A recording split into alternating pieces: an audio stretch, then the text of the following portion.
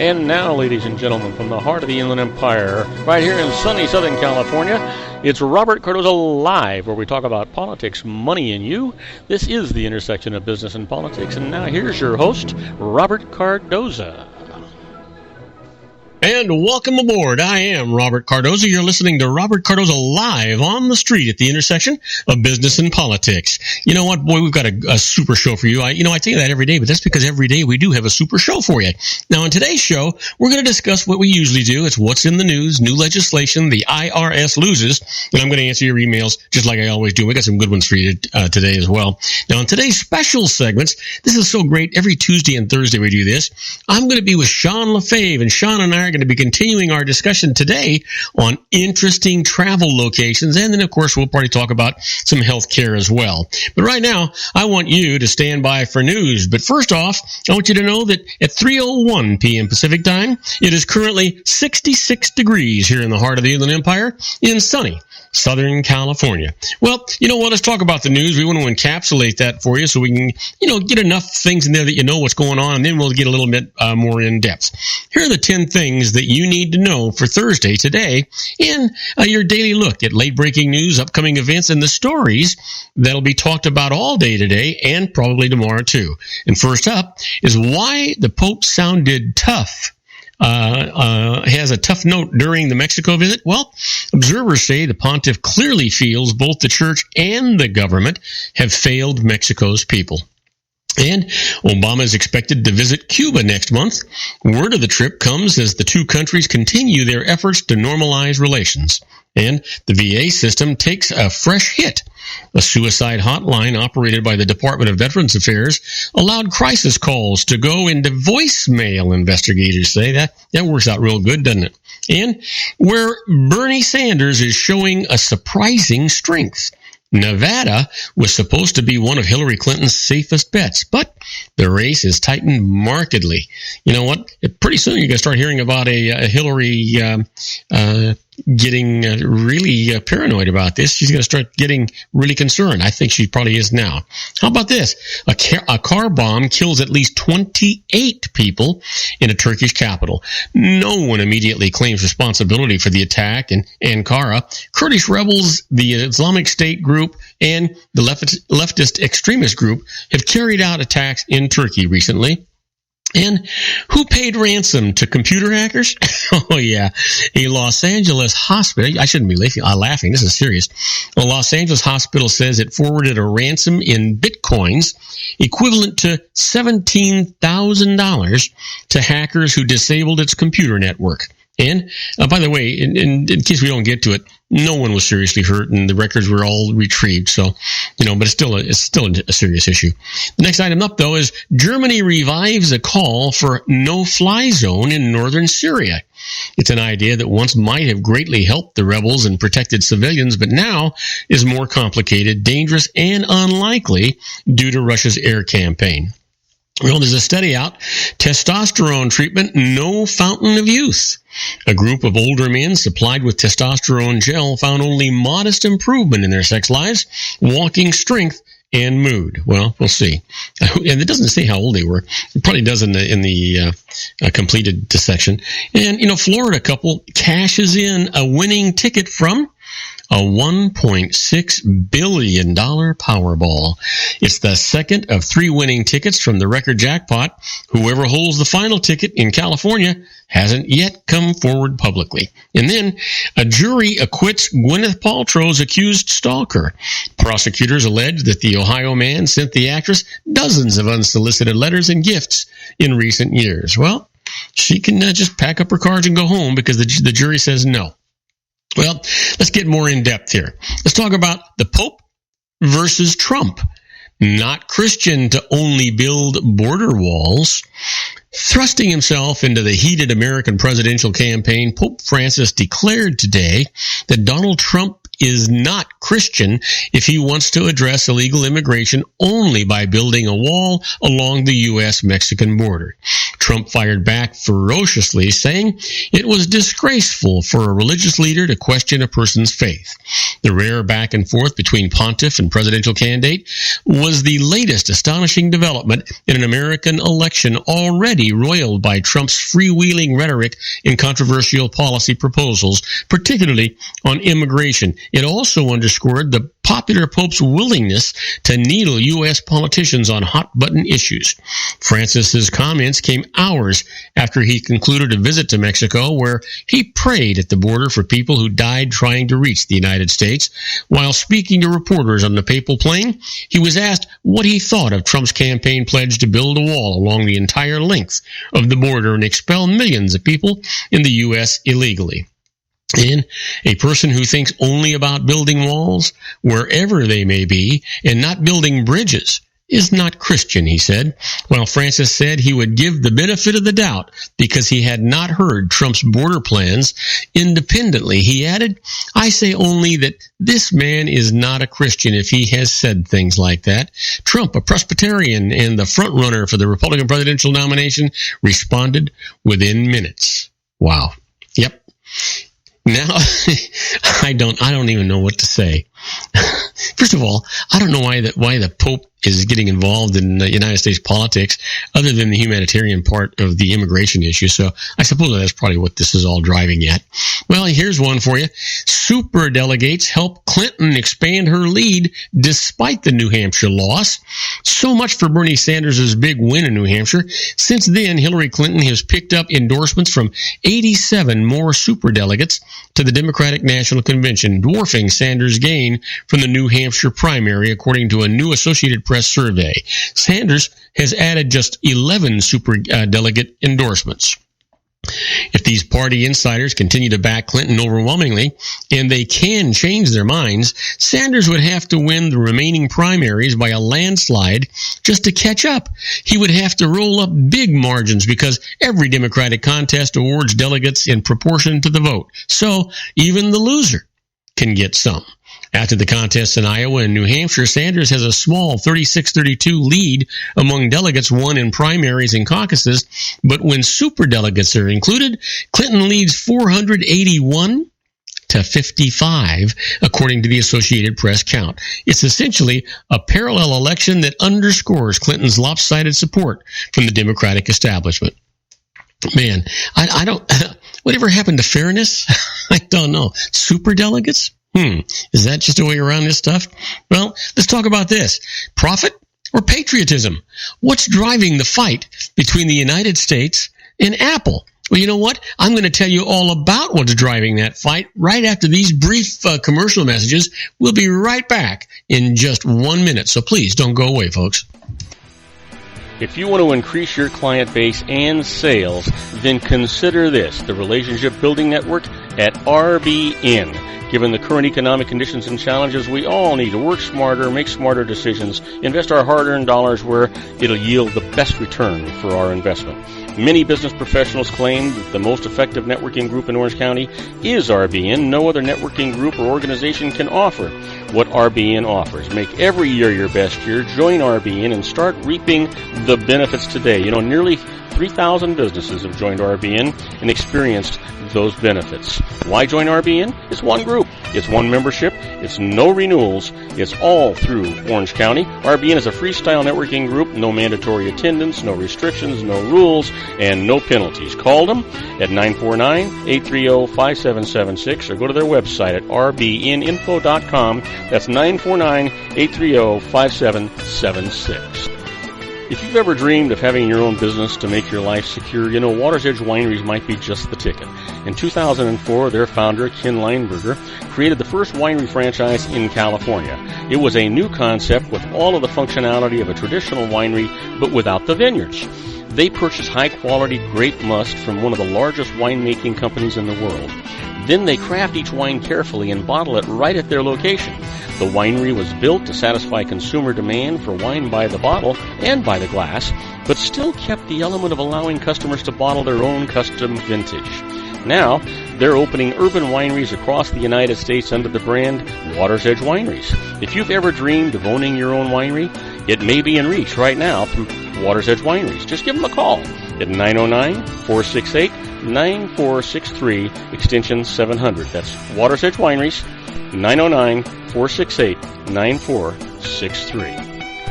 Have you ever found yourself caught between a rock and a hard place? The law offices of Blomberg, Benson, and Garrett might be just the answer for you. The attorneys of Blomberg, Benson, and Garrett have been serving the Inland Empire since 1989. They're dedicated to the aggressive litigation of civil, criminal, and real estate matters. Over the years, they have recovered tens of millions of dollars for their clients. The firm's practice specializes in litigation of personal injury, accident, slip and fall, real estate, and criminal law cases. The firm provides clients with the care, accuracy, and dedication of experienced attorneys. Blomberg, Benson, and Garrett is located at 10300 4th Street, Suite 150 in Rancho Cucamonga, California. They've been providing the Inland Empire residents with outstanding legal services for over 25 years. They look forward to providing you with aggressive legal representation. Call them at 909-945-5000, where you can talk to a person, not a machine. That's 909-945-5000, the law offices of Blomberg, Benson, and Garrett. And now let's get back to our show where we talk about politics, money, and you. And I am Robert Cardoza. You're listening to Robert Cardoza live on the street at the intersection of business and politics. Well, you heard me say it. What is it? Profit or patriotism?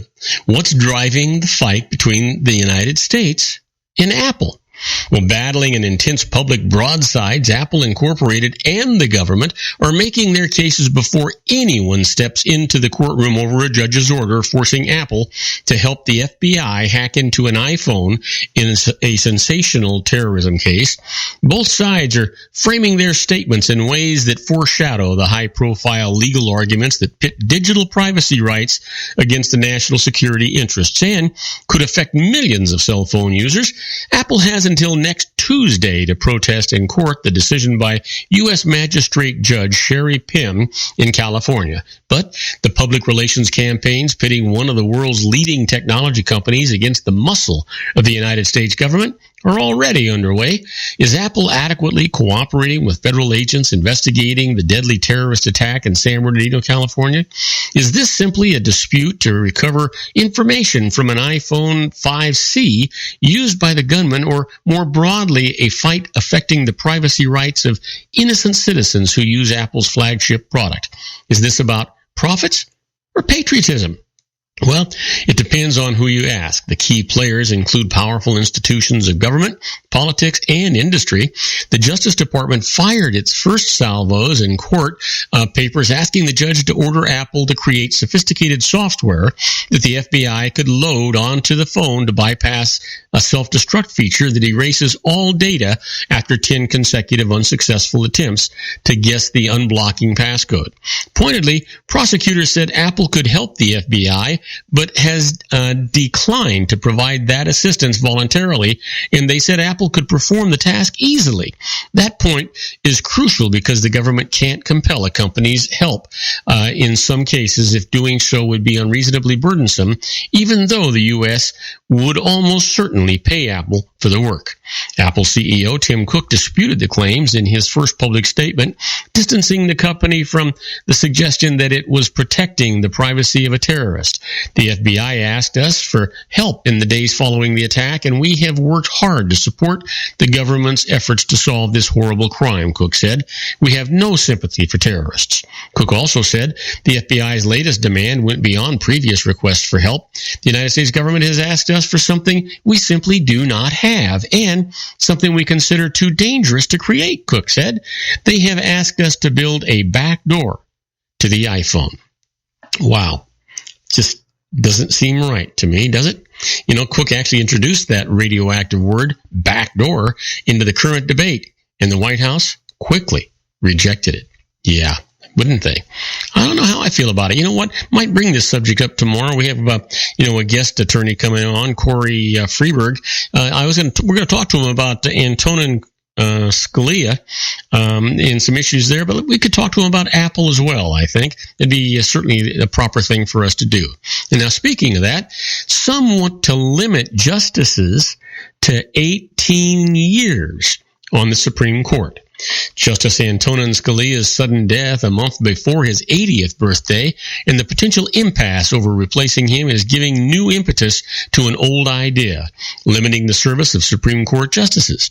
Scalia had been on the court for nearly 30 years, longer than any of the current justices and all but 14 of the 112 men and women who have served on the court. I think 30 years on the court is too long for anyone, liberal or conservative. That is just too much power in one person's hands for too long a period, said Edwin Sherminsky, a liberal legal scholar and dean of the law school at the University of California at Irvine. The Constitution says federal judges shall hold their offices during good behavior, which means essentially as long as they wish. The most talked about idea has support among both liberals and conservatives. A single 18-year term would replace lifetime tenure. Going forward, presidents would appoint a justice every 2 years, ensuring both continuity on the court and 2 picks for each presidential term. On the right, former Texas Governor Rick Perry advanced a similar idea during his 2012 Republican campaign for president. The Supreme Court already had been a topic of conversation in the presidential race. Scalia's death has brought into stark relief how Supreme Court appointments can be presidents' most lasting legacy. Even with Scalia's death, there remain 3 justices who are at least 77 years old and have served more than 20 years. Justice Ruth Bader Ginsburg's 83rd birthday is March the 15th. Justice Anthony Kennedy turns 80 on July 23rd, and Justice Stephen Breyer will be 78 on August the 15th. Even with improved medical care and longer life expectancies, health crises on the court are an inevitable as they are in society at large, said historian David Carew.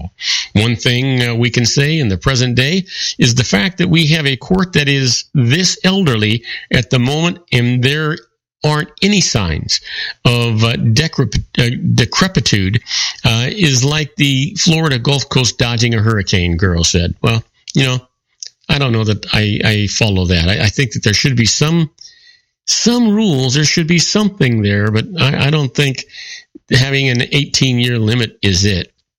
Keep in mind, it's not a bad thing for the justices.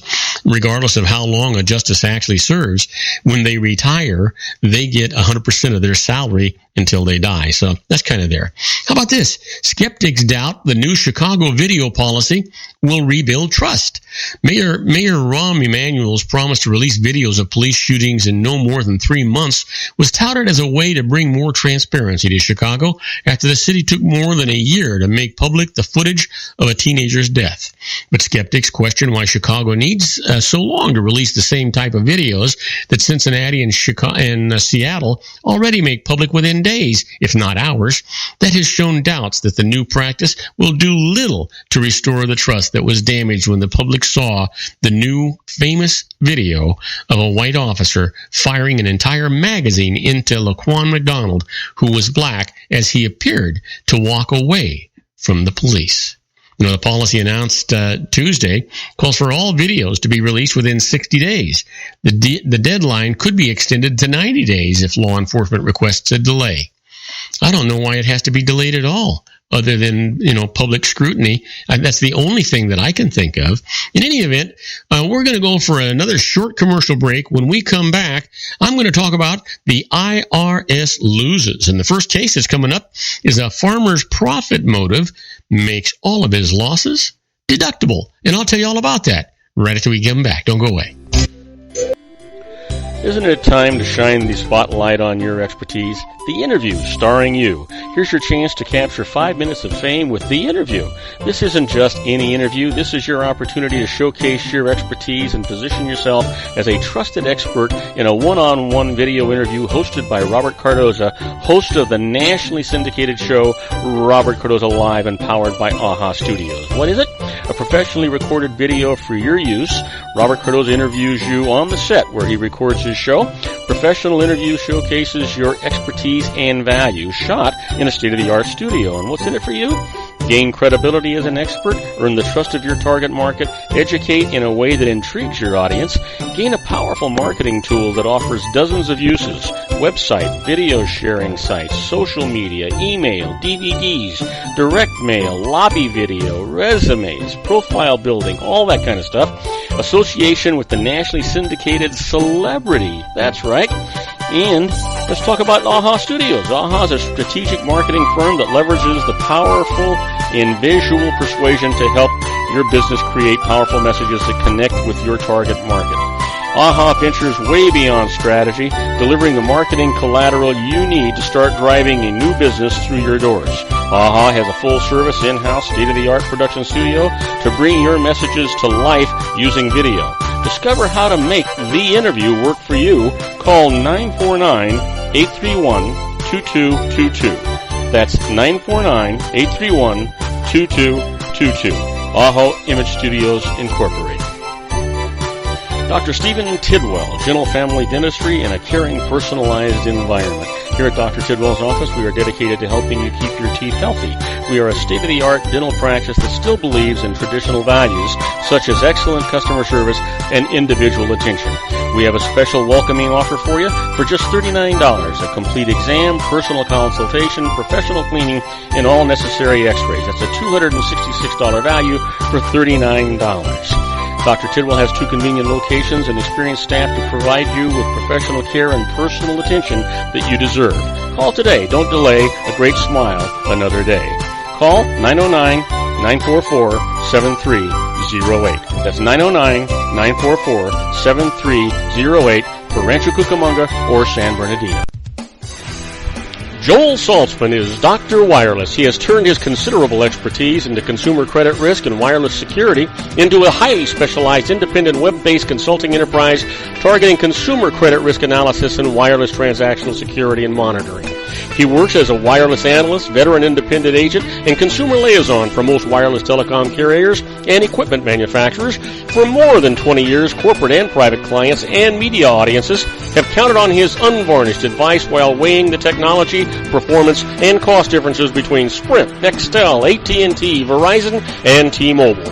Joel specializes in setting up mobile wireless hotspots to be used for disaster preparedness, business continuity, and mobile wireless merchant processing solutions. Call Dr. Wireless at 310-400-4900 or go to his webpage at drwireless.com. Again, call 310-400-4900 or his webpage at drwireless.com. You'll be glad you did. And now, back to our show.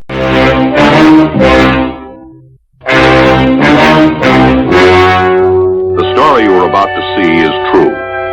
The names have been changed to protect the innocent.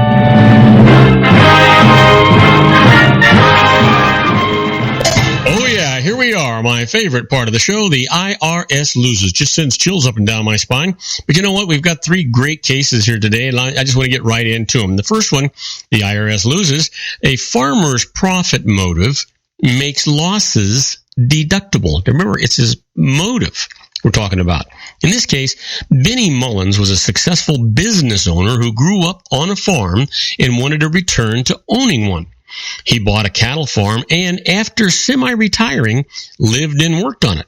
The farm incurred steady losses. The IRS said these losses showed it was not being run for profit, but to shelter income that Mullins still received from his business, and disallowed his loss deductions. He went to court. This is what the judge said. Mullins worked 50 hours a week on the farm, moved to a primitive home located on the farm to be there to work, consulted with experts, and repeatedly changed farming strategies to improve profitability. All this indicated he did have a profit motive, so his losses were deductible. You know what? The IRS just can't have it any old way they want. They just kind of want to make their own rules and change the rules at halftime. You know, that's just the way they are. How about this? The IRS loses. A president in name only is not liable for a company's unpaid taxes. This is kind of interesting.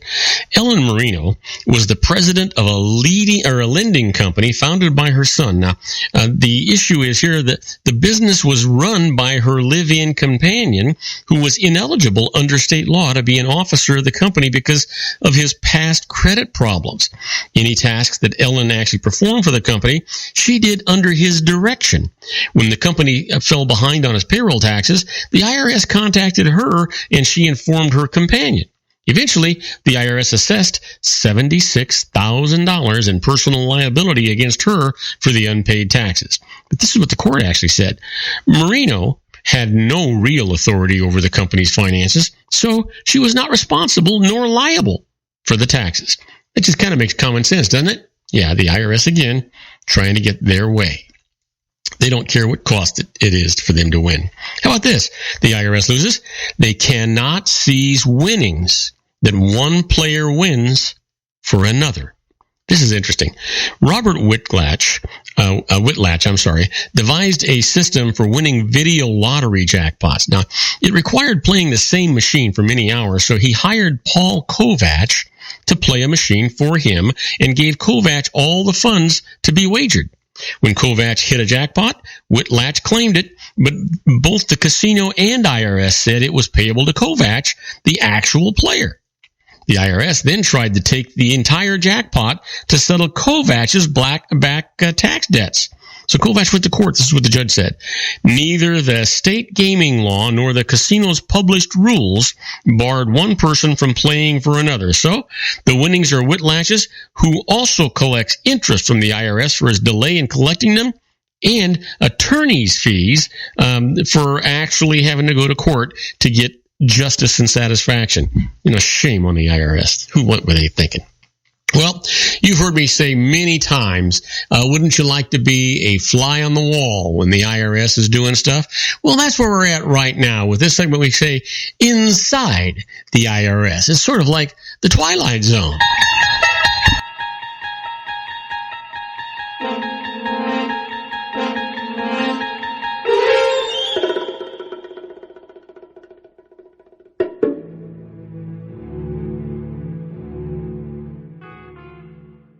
Oh yeah, here we are we're in the Twilight Zone. And the first case up is think about it. The pitfall in making a deal with the IRS. You ever think about it? The IRS and the taxpayer are generally bound to the terms of a settlement that they reach to resolve a tax controversy. Now this includes offers in compromise and qualified settlement agreements. The downside of this? What if you make an offer to settle that the IRS accepts and then discover that you failed to take advantage of a net operating loss carryover or a deduction that you were entitled to? Well, unless the IRS agrees to amend the terms of the contract, which is really unlikely to happen, you're just out of luck. There's another way of saying that, but yeah, you're just out of luck. How about this? Is your tax return being prepared in India?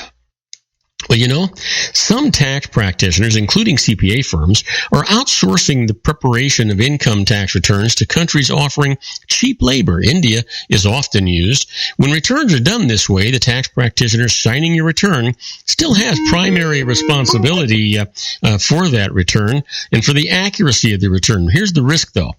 Your private financial information is being transmitted to a developing country where the risk of identity theft is increased. Now, here's your best bet. Ask your tax advisor where your return is going to be prepared this year and act accordingly. Here's the thing. If you wanted your return to be prepared in India by a third world country, you'd have gone there to have it done. You wouldn't have gone to a high-priced professional preparer or CPA to get it done. If you're going to a professional office to get it done, insist that that is where it gets done. Don't let somebody else from some other country get access to your name, your social security number, your address, your banking account numbers, your children's social security numbers. That's exactly what you're releasing. Don't let that happen no matter what happens. And I want to tell you, this is a common practice in the tax industry. You do not want your stuff to be prepared offshore. Just no way, no how. Now, do not go away, because waiting in the wings is my good buddy Sean LaFave. Sean and I are going to talk about interesting travel destinations that he and I have done over the years and experiences that we've had. We're also going to talk a little bit about healthcare. So don't go away. You don't want to miss any part of this. This is always a major section of our show. We'll be right back after these brief messages with Sean LaFave and his Geared for Wellness Corner. If you want to increase your client base and sales, then consider this, the Relationship Building Network at RBN. Given the current economic conditions and challenges, we all need to work smarter, make smarter decisions, invest our hard-earned dollars where it'll yield the best return for our investment. Many business professionals claim that the most effective networking group in Orange County is RBN. No other networking group or organization can offer what RBN offers. Make every year your best year. Join RBN and start reaping the benefits today. You know, nearly 3,000 businesses have joined RBN and experienced those benefits. Why join RBN? It's one group. It's one membership. It's no renewals. It's all through Orange County. RBN is a freestyle networking group. No mandatory attendance, no restrictions, no rules, and no penalties. Call them at 949-830-5776 or go to their website at rbninfo.com. That's 949-830-5776. If you've ever dreamed of having your own business to make your life secure, you know Water's Edge Wineries might be just the ticket. In 2004, their founder, Ken Lineberger, created the first winery franchise in California. It was a new concept with all of the functionality of a traditional winery, but without the vineyards. They purchased high-quality grape must from one of the largest winemaking companies in the world. Then they craft each wine carefully and bottle it right at their location. The winery was built to satisfy consumer demand for wine by the bottle and by the glass, but still kept the element of allowing customers to bottle their own custom vintage. Now, they're opening urban wineries across the United States under the brand Water's Edge Wineries. If you've ever dreamed of owning your own winery, it may be in reach right now through Water's Edge Wineries. Just give them a call at 909-468-9463, extension 700. That's Water's Edge Wineries, 909-468-9463. Have you ever found yourself caught between a rock and a hard place? The law offices of Blomberg, Benson, and Garrett might be just the answer for you. The attorneys of Blomberg, Benson, and Garrett have been serving the Inland Empire since 1989. They're dedicated to the aggressive litigation of civil, criminal, and real estate matters. Over the years, they have recovered tens of millions of dollars for their clients. The firm's practice specializes in litigation of personal injury, accident, slip and fall, real estate, and criminal law cases. The firm provides clients with the care, accuracy, and dedication of experienced attorneys. Blomberg, Benson, and Garrett is located at 10300 4th Street, Suite 150 in Rancho Cucamonga, California. They've been providing the Inland Empire residents with outstanding legal services for over 25 years.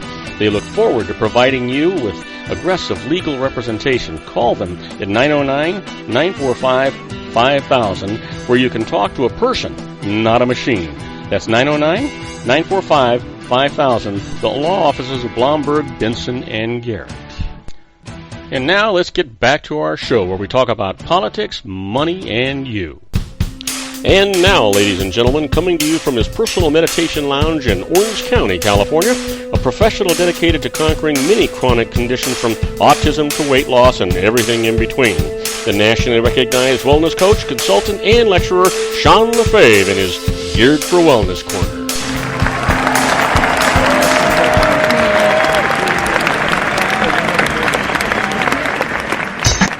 And I am Robert Cardoza. You're listening to Robert Cardoza live on the street at the intersection of business and politics. We're at 3:33 p.m. Pacific time. It is currently 66 degrees here in the heart of the Inland Empire in sunny Southern California. And it is sunny. It rained yesterday, it rained this morning, but it's nice out there now. It's on its way to 45 degrees. But if you're listening to us on our global network and you're in New York City, it's 33 degrees. I can't even say it. That's cold. In Claire. And in Chicago, 41 degrees and overcast. Now, you know what? That the wind going down Michigan Avenue, that 41 degrees probably feels like zero for Pete's sake. But you know what? I'll tell you somebody that really heats things up. He's waiting in the wings. He's my good buddy, Sean LaFave. Hey, Sean, how you doing today, buddy? I'm doing good. Now, for a second there, when you were giving the weather report, I thought you had Mushmouth from Fat Albert on the show with us or something. I wasn't sure what was going on there. I did. I don't know what the heck was happening. I was stumbling over myself. My tongue is really not that big, and if it was, I'd have a much better sex life. And we're moving on. Yeah, because I don't even want to talk about my own sex life, let alone really don't want to talk about yours, Robert. You know what? It's a short story, buddy. You know what? At my age, what I wanted to do all night long takes me all night long to do, but that could be a benefit. It is. So, listen, so here we are. It's Thursday. We had a great time on Tuesday talking about travel destinations and things. And I don't know how the heck we got on that subject. But before we do that, I saw something in the news today about the Fountain of Youth. They're deciding that it really isn't what they thought it was. A lot of older people were thinking that testosterone in gels and stuff like that was going to be the Fountain of Youth. And now science has said, nah, it doesn't. It's not going to make you look younger. It's not going to make you feel younger. It's not going to make anything be younger. Well, yeah, I mean that's true. It's just going to give you more testosterone, so it's not a fountain of youth. And I guess people probably promoted that because you feel younger. I mean, you do have, as men age, we don't go through menopause like women do, where things just kind of shut down in a short period of time. We just gradually decline in our ability to produce testosterone. So you can replace testosterone, and certainly when you can bring the testosterone levels back up, your sex drive increases, your confidence increases, your energy level increases. There's a lot of benefits that go along with having increased testosterone, but you've also got to understand too that there's probably a biological reason why our body slows down the production of testosterone as we get older. So maybe it's not overall a good thing, and it's certainly not a fountain youth, because once you stop giving it, you're just back to being, exactly the age you were before you are without it. So you're not younger. You're just a more amped up version of yourself. Yeah, you know what scares me about the Fountain of Youth, the concept is that maybe what people think of as the Fountain of Youth means that you're going to live longer, but I don't know that if I was not going to be ambulatory, if I wasn't going to be self-sufficient, if I wasn't going to be able to think, properly and have a clear mind, I don't know that I'd want to live longer. Right, yeah, and that's just it. There are consequences to everything we do, even something that would seem as harmless as a testosterone cream, that you just rub on and supposedly absorb some testosterone and up your levels of your testosterone. But we're also, and they do the injectables too, and what we're finding is, there's a lot of class action lawsuits out there right now for people, men who are dying from heart attacks and having strokes from testosterone therapy. So there's always. Oh yeah, it's a huge problem. It's big. Well, I wasn't even aware of that.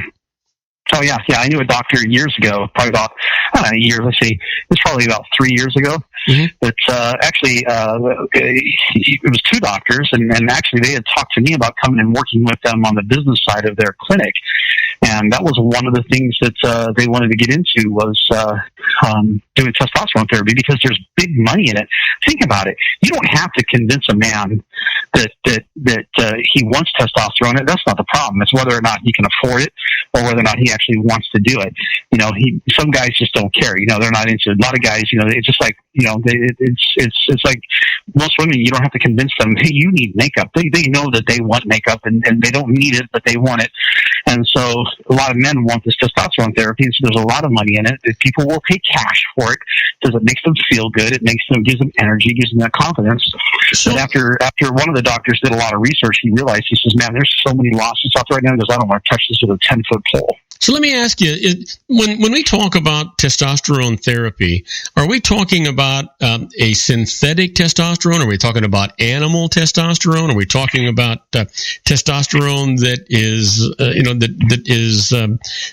taken from someone else? What are we talking about here?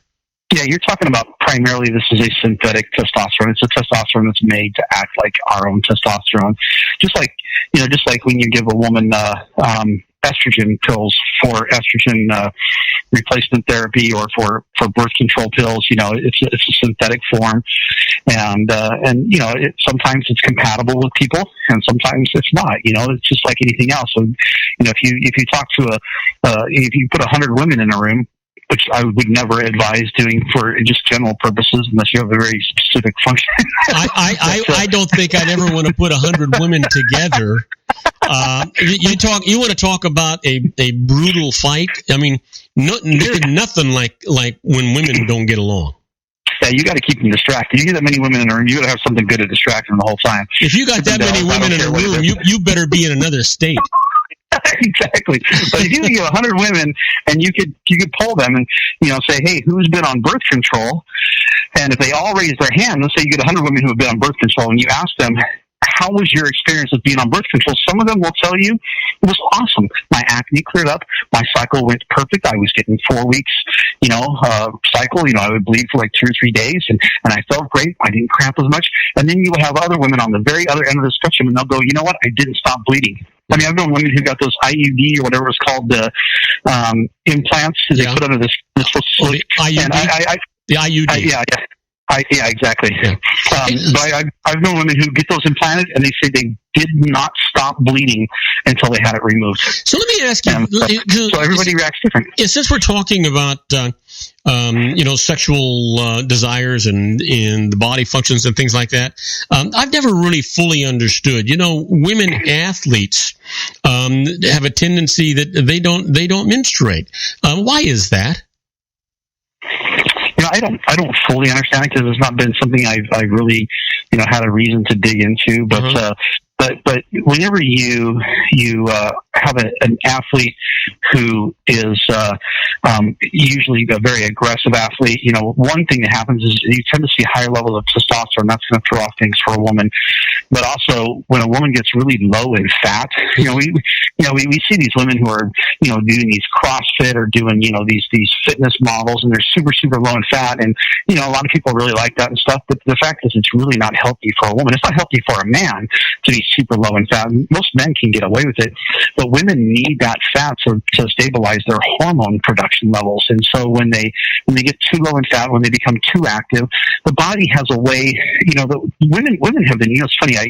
We were talking about this because I was really kind of spent a big part of the day today kind of really pondering over some things and reading over some things and really kind of understanding things about the women's body a little bit more as far as pregnancy goes. And women have been given this amazing gift that men don't have, and that is that they can grow a body inside of them. They can deliver another human into the world. And so when I see a woman specifically who doesn't want to gender identify or wants to become transgender, or a woman who has a career but wants to demean other women who decide to stay home to be moms, or whatever the case might be, I think you're missing the point of the fact that women have been given this gift of this ability to do something that men cannot do and never will be able to do.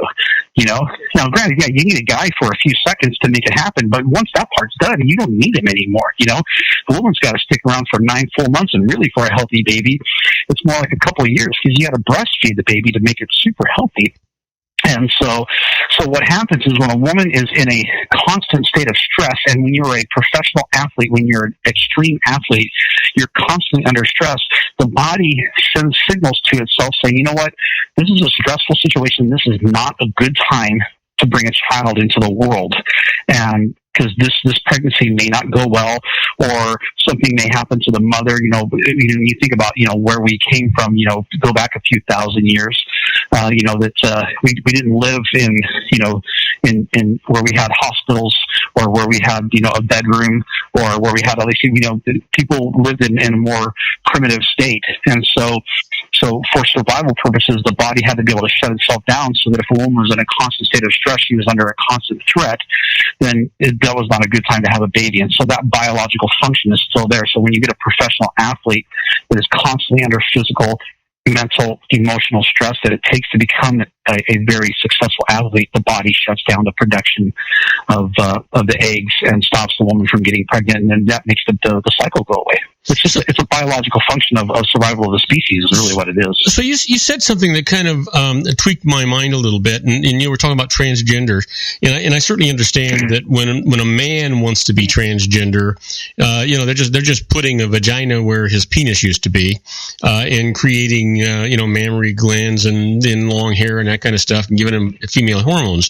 But when a woman wants to be transgender, when she wants to become a man, do they remove the uterus and the vagina and the whole 9 yards, or do they leave the uterus there and just do the external what's the word I want to use, plumbing? I've never asked that question. I've never read on it, but just intuitively my mind would say you would need to remove all of the reproductive organs of the woman so that there's no leftover estrogen. You'd have to get rid of the ovaries and the uterus and the whole 9 yards, right?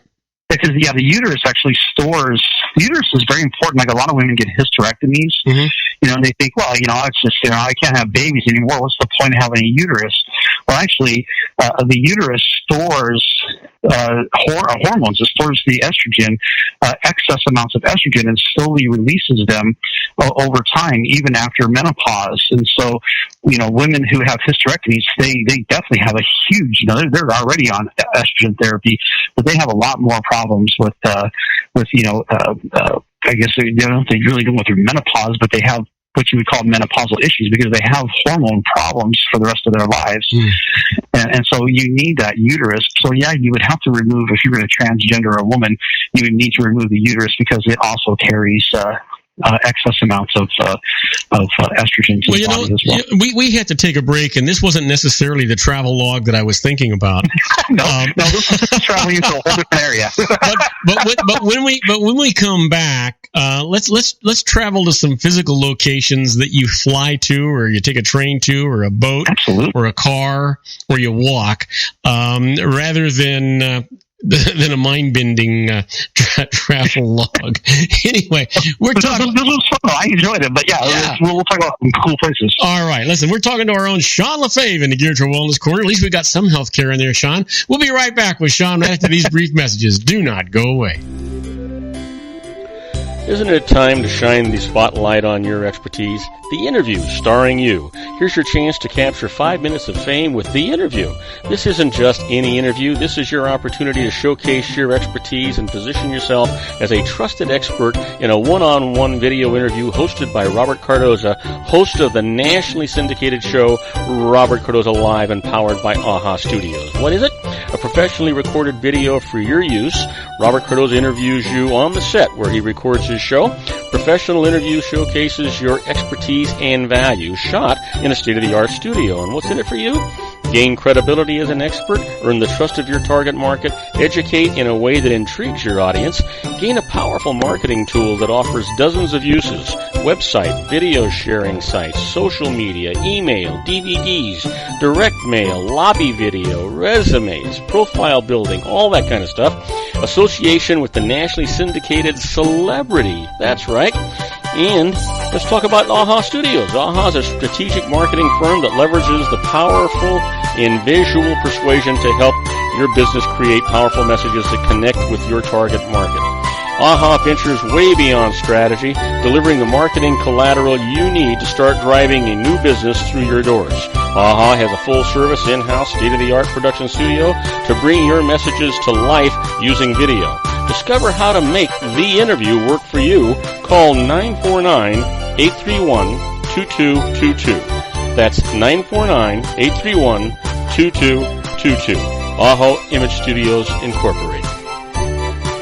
Dr. Stephen Tidwell, Gentle Family Dentistry in a caring, personalized environment. Here at Dr. Tidwell's office, we are dedicated to helping you keep your teeth healthy. We are a state-of-the-art dental practice that still believes in traditional values, such as excellent customer service and individual attention. We have a special welcoming offer for you for just $39, a complete exam, personal consultation, professional cleaning, and all necessary x-rays. That's a $266 value for $39. Dr. Tidwell has 2 convenient locations and experienced staff to provide you with professional care and personal attention that you deserve. Call today. Don't delay. A great smile another day.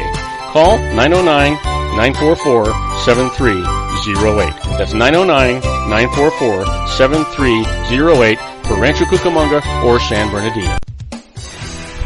Joel Saltzman is Dr. Wireless. He has turned his considerable expertise into consumer credit risk and wireless security into a highly specialized independent web-based consulting enterprise targeting consumer credit risk analysis and wireless transactional security and monitoring. He works as a wireless analyst, veteran independent agent, and consumer liaison for most wireless telecom carriers and equipment manufacturers. For more than 20 years, corporate and private clients and media audiences have counted on his unvarnished advice while weighing the technology, performance, and cost differences between Sprint, Nextel, AT&T, Verizon, and T-Mobile. Joel specializes in setting up mobile wireless hotspots to be used for disaster preparedness, business continuity, and mobile wireless merchant processing solutions. Call Dr. Wireless at 310-400-4900 or go to his webpage at drwireless.com. Again, call 310-400-4900 or his webpage at drwireless.com. You'll be glad you did. And now, back to our show. I am Robert Cardoza. You're listening to Robert Cardoza live on the street at the intersection of business and politics. And at 3:50 p.m. Pacific time, currently 66 degrees here in the heart of the Inland Empire in sunny Southern California. It's on its way down to 45 degrees.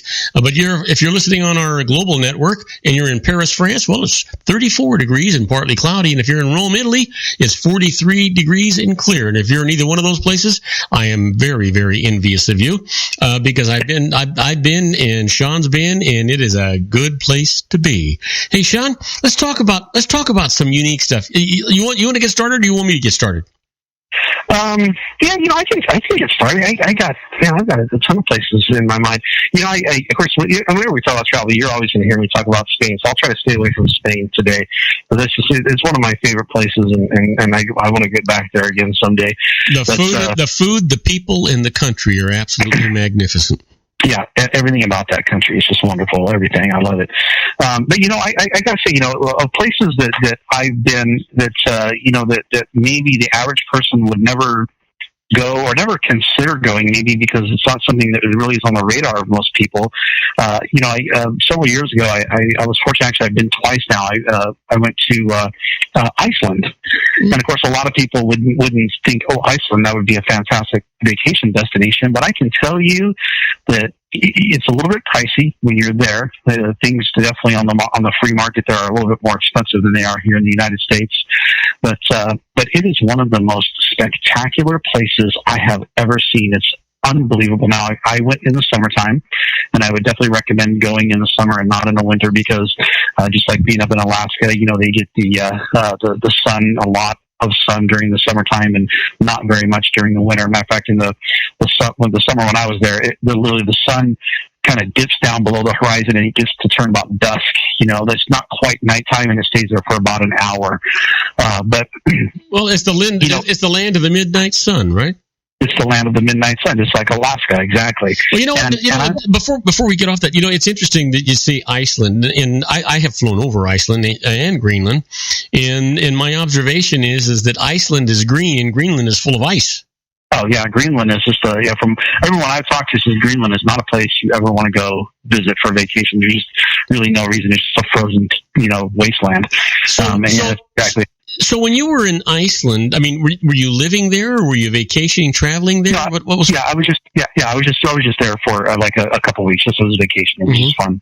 And it was neat because first of all, the people are just wonderful. They're beautiful people. They're very much like the Scandinavian, the blonde hair, blue eyed, and they're very funny. They like Americans, which was a nice change of pace compared to a lot of other places in the country or in the world. I mean, but what I found was just all of the diverse areas of Iceland. For such a small island, how many diverse areas there are to go see. You can go see, literally lava beds that it's just where the lava has flowed all over everywhere, and that's all you see is just a lava rock. It looks like you're on the moon, It's just crazy.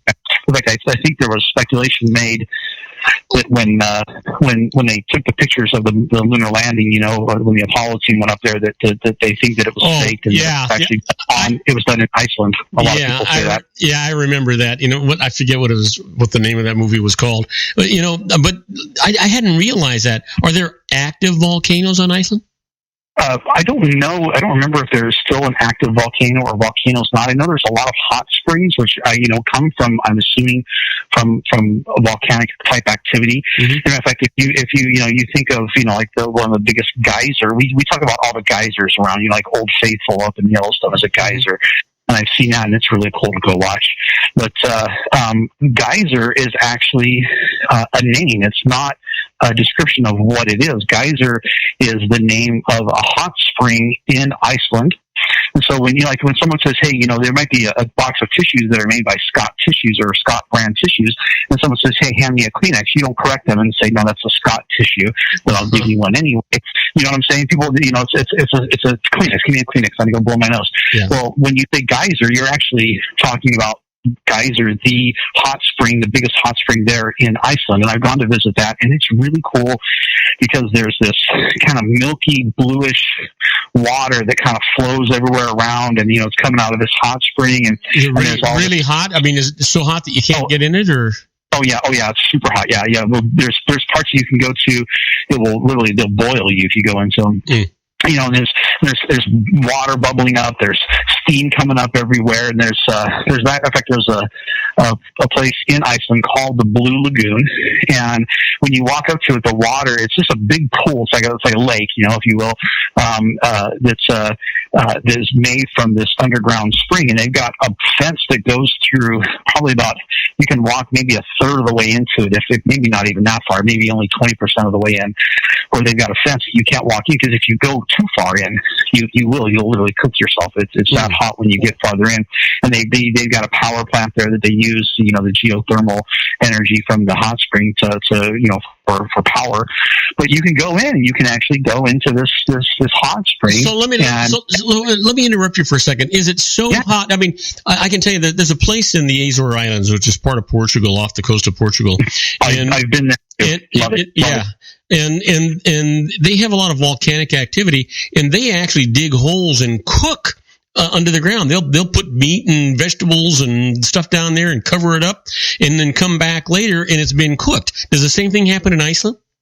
I've not seen anybody do that, but I would venture to say, because of how much hot spring activity there is, that certainly that must be something that's possible to do out there.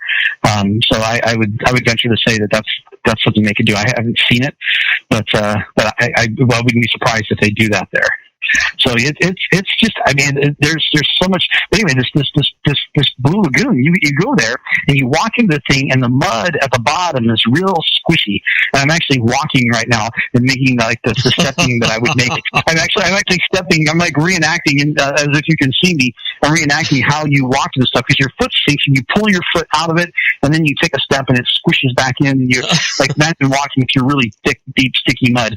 But this stuff is like it's like a kind of a clay almost. It's kind of mushy and it's real. It doesn't feel like sand. It doesn't feel like dirt. It feels almost like a clay, but it's sticky and gooey, and it's filled with all these minerals. It's really rich because all this stuff's coming out of the ground. So this lake is filled with all these minerals and sulfur, which is very good for you. It's good to detox and good for a lot of things that cleanse you. And so people go in there, and it's good. But we take the mud, and you can smear the mud all over yourself. It's good for your skin. And we ended up, of course, having a mud fight. We were a bunch of morons, and it gets in your eyes and it burns really bad. But well, hold that thought, because we're on a break. Yeah, we are. We're about 50 seconds over break time. But I want you to continue that story. We're talking to our own Sean Lefebvre. We're talking about his trip to Iceland. We'll tell you all about that. He'll continue telling you all about that when we return from these commercial messages. Do not go away. If you want to increase your client base and sales, then consider this, the Relationship Building Network at RBN. Given the current economic conditions and challenges, we all need to work smarter, make smarter decisions, invest our hard-earned dollars where it'll yield the best return for our investment. Many business professionals claim that the most effective networking group in Orange County is RBN. No other networking group or organization can offer what RBN offers. Make every year your best year. Join RBN and start reaping the benefits today. Nearly 3,000 businesses have joined RBN and experienced those benefits. Why join RBN? It's one group. It's one membership. It's no renewals. It's all through Orange County. RBN is a freestyle networking group. No mandatory attendance, no restrictions, no rules, and no penalties. Call them at 949-830-5776 or go to their website at rbninfo.com. That's 949-830-5776.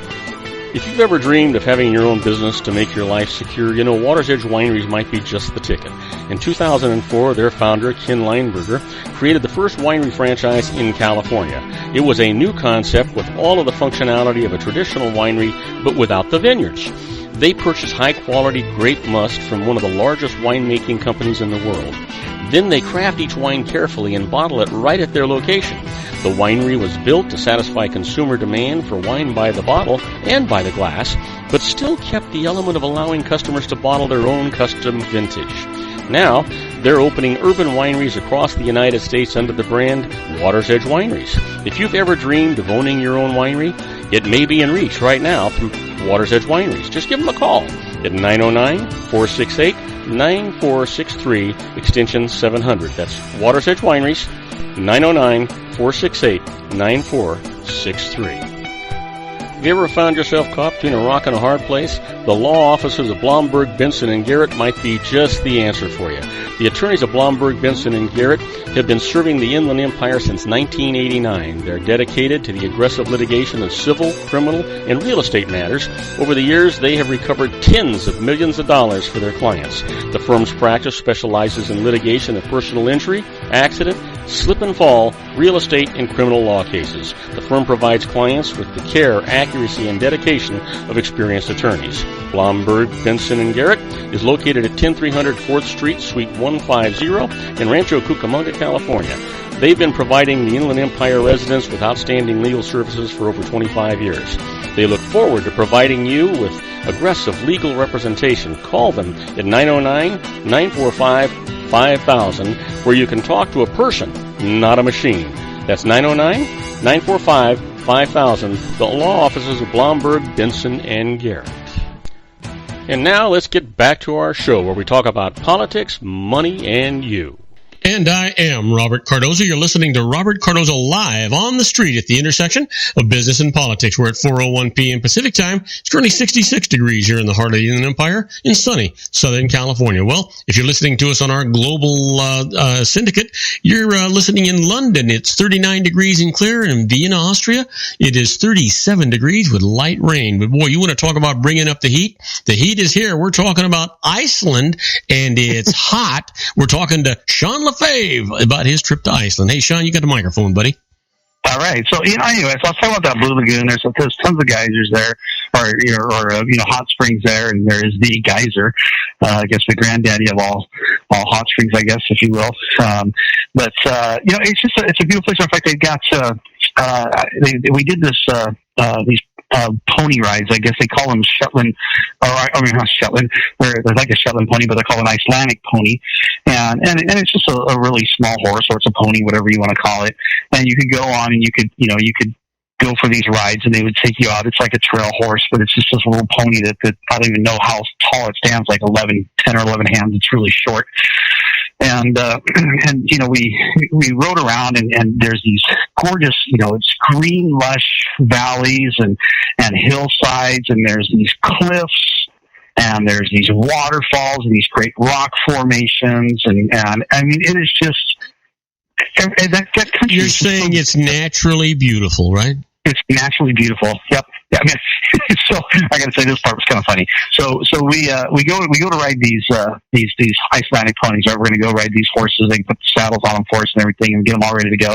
And now I'm kind of a country boy at heart, and I own a few cowboy hats. And there was a time where everywhere I went, I had a cowboy hat on. It was just who I was, And so I took my cowboy hat with me when I would go to Europe, and I would wear it around there. And it's amazing the attention. It was actually very positive.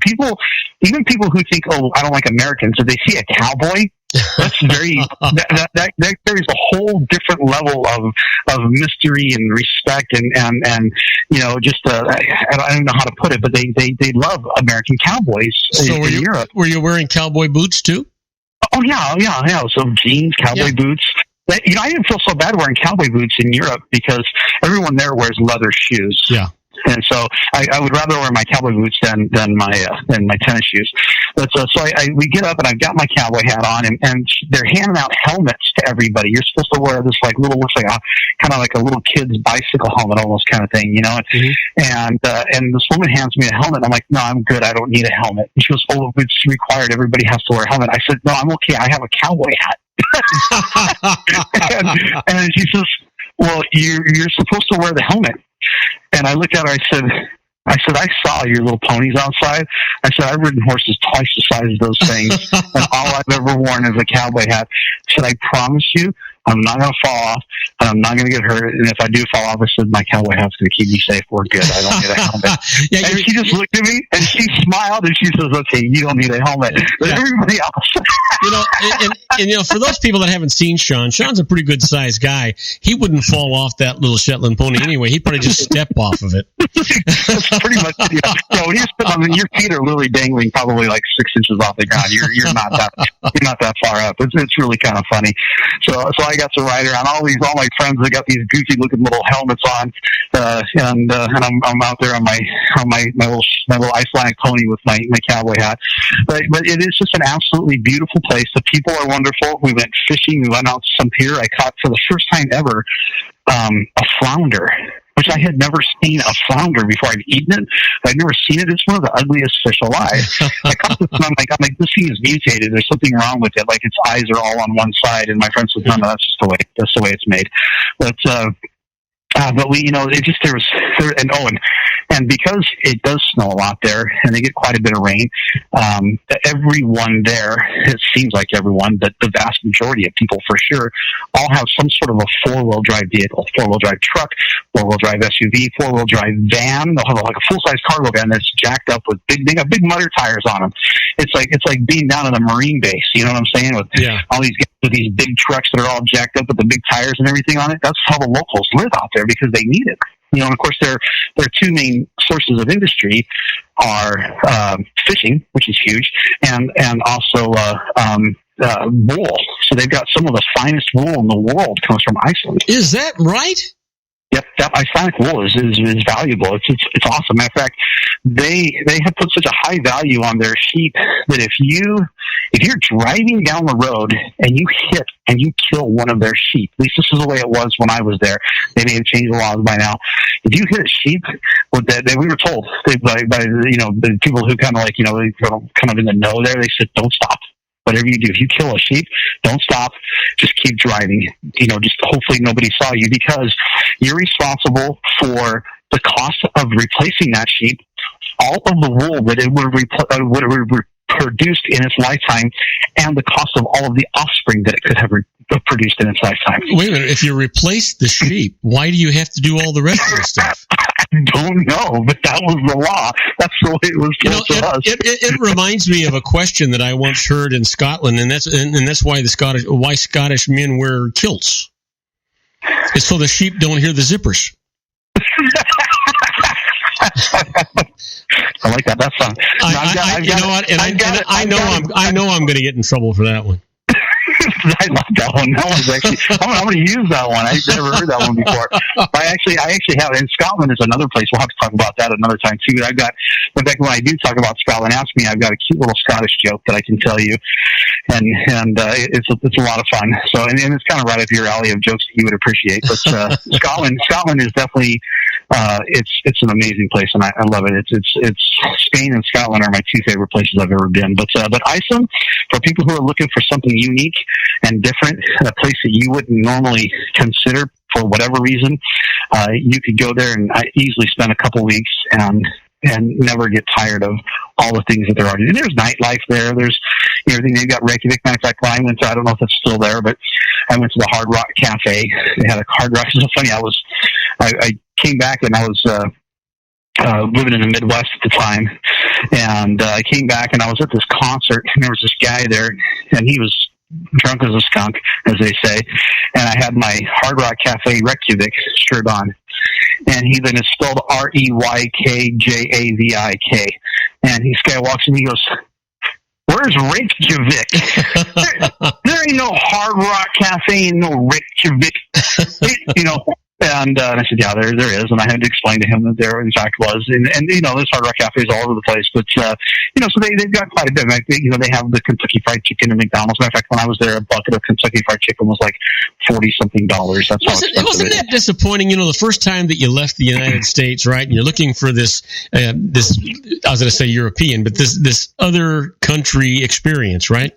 You want something unique. And and the first thing you see when you get off the plane is a McDonald's or a Burger King or a Kentucky Fried Chicken, or a Starbucks. Starbucks, I would probably, I wouldn't do Starbucks. I would find a local cafe. But that reminds me of a story. So I was in Denmark, Copenhagen, Denmark. I love that place. It's so awesome there. We went and saw the mermaid in the bay and everything, and just did all the touristy stuff. And well, the mermaid is not really on the bay; it's on a rock, just barely in the water. Well, it's in the water. Hey, man, it's right there, and then you're right. It is. It's on top of a rock. Yeah. But I got to see it. And well, when I saw the mermaid, there was a young girl who was sunbathing in the nude right next to the thing. That was the most unique mermaid I ever saw. I thought you were going to say when you saw the mermaid, it was still a tadpole or something like that. Well, I can tell you, everybody got a rise out of that. I bet. So we're walking along downtown, and it's lunchtime. We want to get something to eat. And are we in Reykjavik now, or are we in? No, we're back in Copenhagen. Oh, okay. So the story we're talking about McDonald's and all these things reminded me of a story. We're going to kind of switch gears over to Copenhagen right now. So because Copenhagen is a place Denmark people would go to.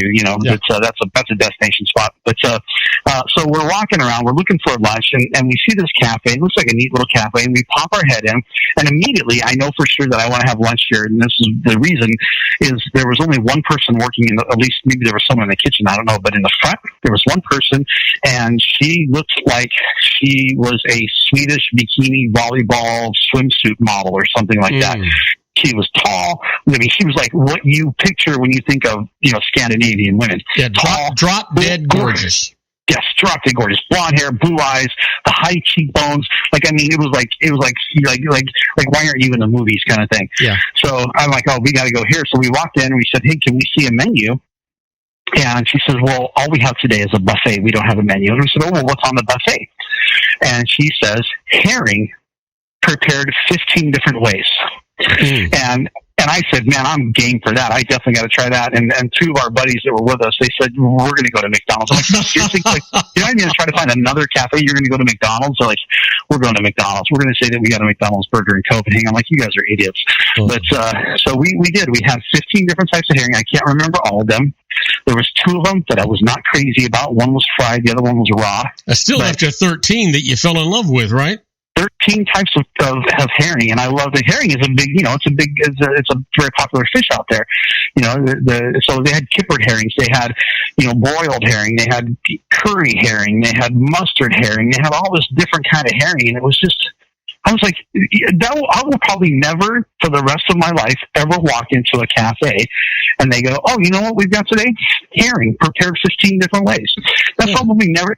So if there's stuff like that, like you said, I don't understand people who go to, fast food restaurants when they're overseas. Oh, Sean, you and me both. You know what? I love to just totally immerse myself in their culture, in the foods and things. I do everything I can to meet people, to have conversations, and I might even invite them to lunch, so I can continue a conversation. I just love meeting people from different countries and get their ideas and their thoughts without creating controversy.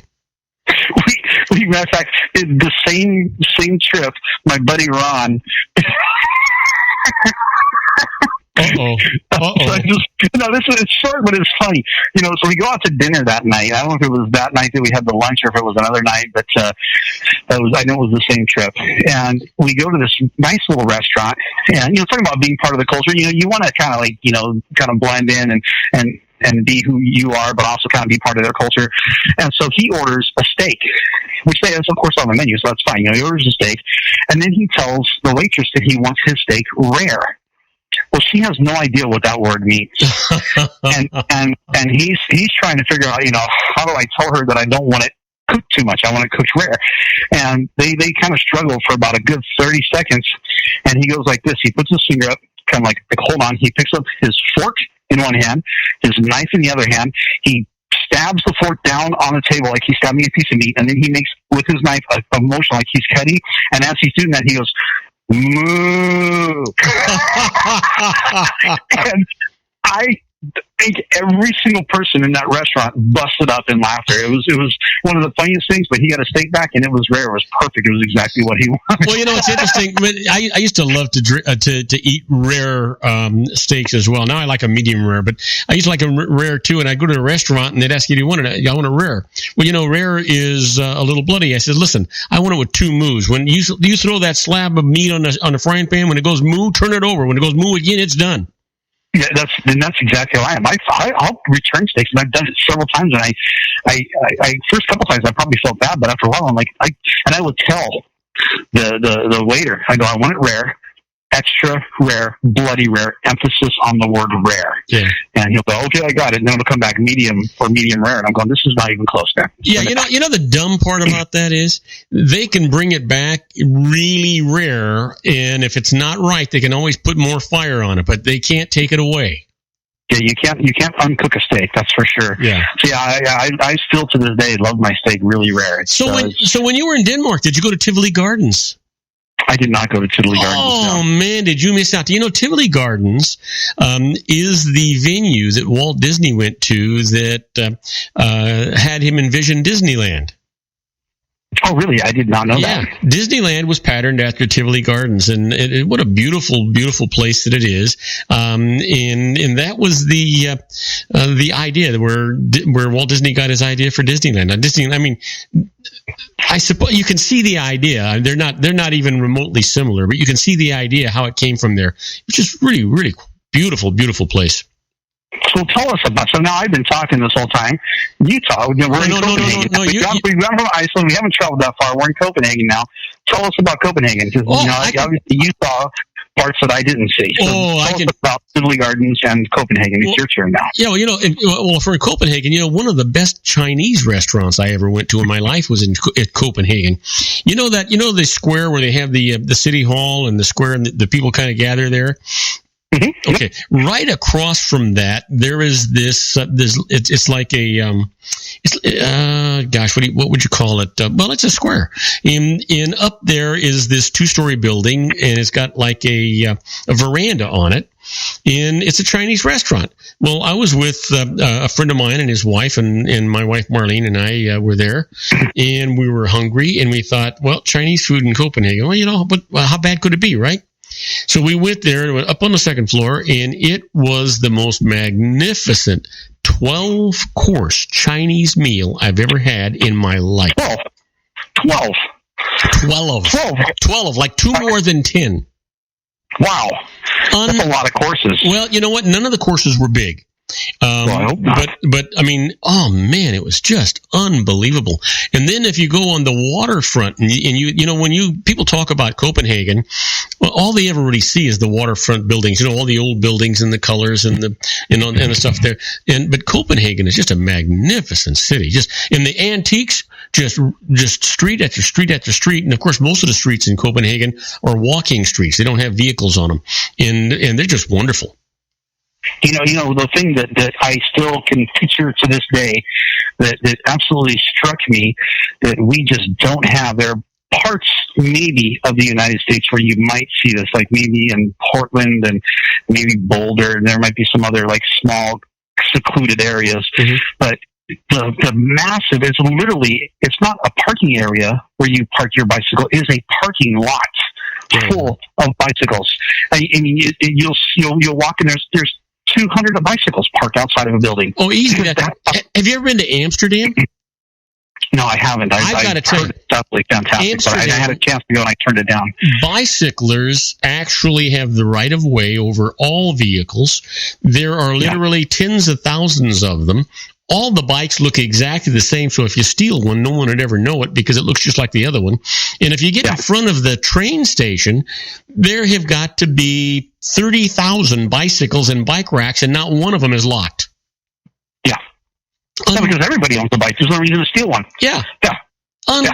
Just unbelievable. There are just so many unique things about wonderful cities around this world that are a real trip, a real experience to have. Now, that's not to say that we don't have some wonderful places right here in the good old United States of America. And we're going to talk about more travels right after these brief messages. And I'll be right back with Sean LaFave and his Geared for Wellness Corner. Don't go away. Isn't it time to shine the spotlight on your expertise? The Interview, starring you. Here's your chance to capture 5 minutes of fame with The Interview. This isn't just any interview. This is your opportunity to showcase your expertise and position yourself as a trusted expert in a one-on-one video interview hosted by Robert Cardoza, host of the nationally syndicated show Robert Cardoza Live and powered by AHA Studios. What is it? A professionally recorded video for your use. Robert Cardoza interviews you on the set where he records his show. Professional interview showcases your expertise and value, shot in a state-of-the-art studio. And what's in it for you? Gain credibility as an expert, earn the trust of your target market, educate in a way that intrigues your audience, gain a powerful marketing tool that offers dozens of uses, website, video sharing sites, social media, email, DVDs, direct mail, lobby video, resumes, profile building, all that kind of stuff. Association with the nationally syndicated celebrity. That's right. And let's talk about AHA Studios. AHA is a strategic marketing firm that leverages the powerful in visual persuasion to help your business create powerful messages that connect with your target market. AHA ventures way beyond strategy, delivering the marketing collateral you need to start driving a new business through your doors. AHA has a full-service, in-house, state-of-the-art production studio to bring your messages to life using video. Discover how to make The Interview work for you. Call 949-831-2222. That's 949-831-2222. AHA Image Studios, Incorporated. Dr. Stephen Tidwell, Gentle Family Dentistry in a caring, personalized environment. Here at Dr. Tidwell's office, we are dedicated to helping you keep your teeth healthy. We are a state-of-the-art dental practice that still believes in traditional values, such as excellent customer service and individual attention. We have a special welcoming offer for you for just $39, a complete exam, personal consultation, professional cleaning, and all necessary x-rays. That's a $266 value for $39. Dr. Tidwell has 2 convenient locations and experienced staff to provide you with professional care and personal attention that you deserve. Call today. Don't delay. A great smile another day. Call 909-944-7308. That's 909-944-7308 for Rancho Cucamonga or San Bernardino. Joel Saltzman is Dr. Wireless. He has turned his considerable expertise into consumer credit risk and wireless security into a highly specialized independent web-based consulting enterprise targeting consumer credit risk analysis and wireless transactional security and monitoring. He works as a wireless analyst, veteran independent agent, and consumer liaison for most wireless telecom carriers and equipment manufacturers.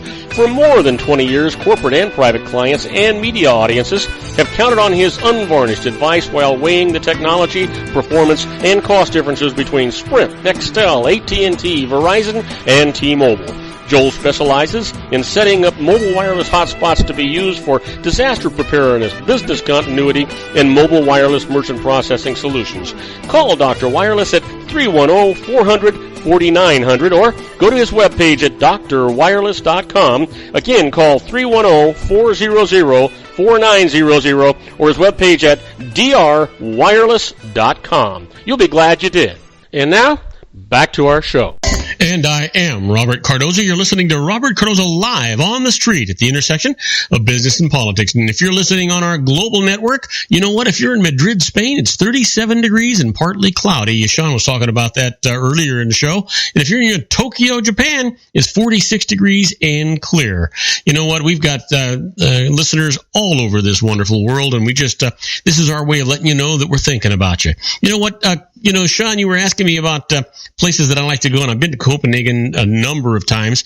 But I was thinking that, the first time I left North America, other than Hawaii, and I've been to other foreign countries, been to Mexico and been to, Canada and that kind of stuff. But the first time I really left North America for an extended trip, my very first time that I set foot was on another island. We were on Ireland.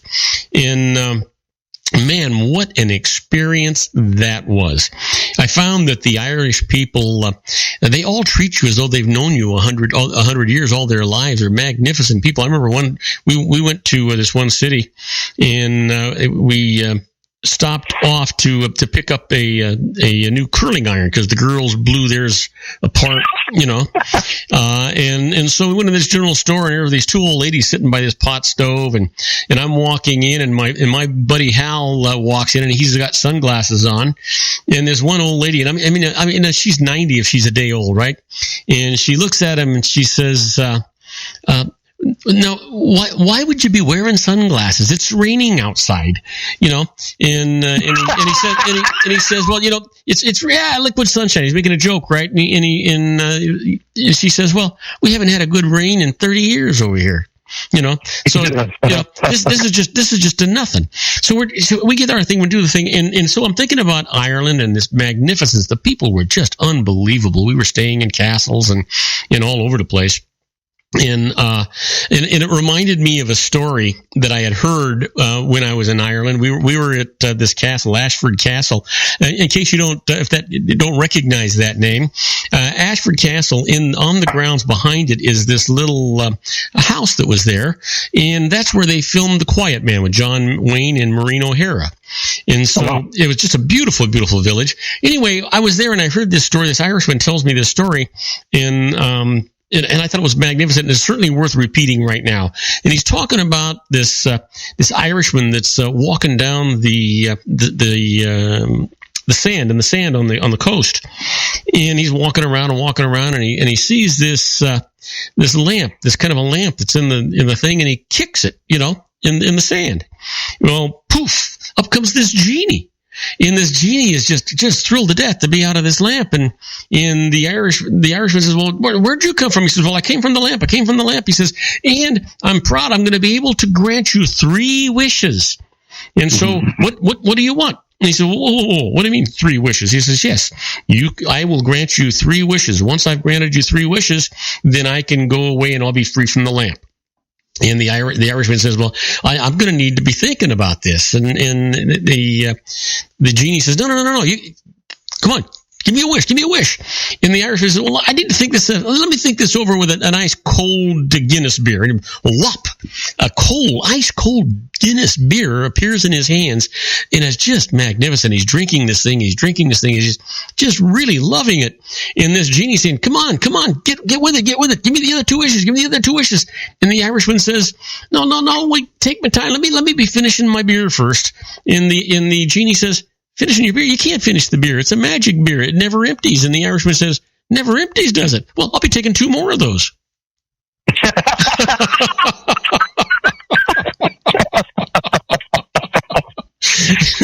That's the Irish mentality, right? Exactly. You know what an Irish 7-course meal is, right? No. It's a 6-pack and a potato. Boy, I'll tell you, they do eat a lot of potatoes. Their food is good in Ireland. The one thing I was so disappointed in is, what you cannot find in Ireland? Corned beef and you can't find corned beef and cabbage. They don't have it. It's in America. Yep. And what will I be making for St. Patrick's Day? Corned beef and cabbage. I'll make it myself. I was going to say, how did that come about that we eat that for St. Patrick's Day, but they don't even have it in Ireland? I don't know, because they don't have it in Ireland. and everybody relates to it that way, right? Yeah. I mean, when you said corned beef and cabbage, I'm like, all right, yeah, that's like corned beef is what you make on St. Patrick's Day, but it's Irish. And they don't have it there. It's one of those, I got my bucket list still of places, and Ireland is one of them. I've been to England, I've been to Scotland. but I've not been to Ireland or Wales, and Ireland is definitely on my list of places that I want to go. And I've heard everything you're saying I've heard over and over again that it's just absolutely beautiful and wonderful. It is absolutely gorgeous, and they have these stone walls that were built, and they were actually for protection, but they're still there. And so everything is kind of fenced off with stone walls, little small stone walls, and it's so picturesque. And when they talk about the Emerald Isle, I mean that everything is so many shades of magnificent green. It's unbelievable, and the people are so friendly. When we first landed there, we landed in Dublin.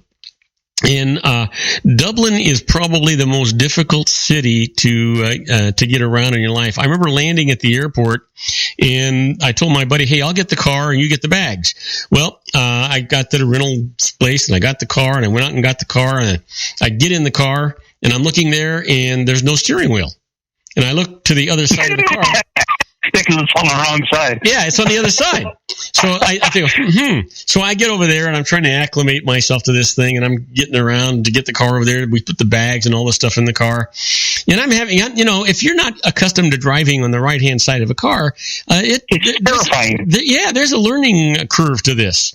And so I was kind of, rubbing up against some of the curbs and doing some, weird things. And you're used to, and you're driving on the wrong side of the road. So you're used to looking in another direction for oncoming traffic, right? Yeah. So I'm doing this stuff. I'm hitting these roads, and my buddy and my wife and his wife, they're saying, "Bob, are you okay? You want somebody else to drive?" I said, "Wait a minute.